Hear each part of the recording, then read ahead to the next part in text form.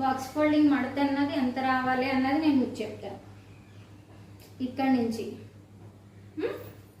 ఇక్కడి నుంచి 1 2 అంతే, రెండు ఆర్మ్స్ అంతా. ఇప్పుడు చేతులకి ఆర్మ్స్ కాదు, ఈ 2 మన జానెలు కూడా కాదు, అరచేయి ఎంత ఉందో అరచేయి అంతా, 2 అరచేతులంతా మనం బాక్స్ ఫోల్డింగ్ అన్నది వేసుకోవాలన్నమాట.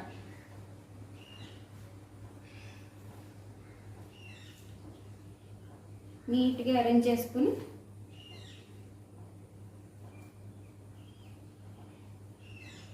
ఇక్కడ భుజం మీద వేసుకునేటప్పుడు మనం తిరగేసి వేసుకోవాలి, ఓకేనా? అప్పుడే బాక్స్ ఫోల్డింగ్ అన్నది కరెక్ట్గా వస్తుంది.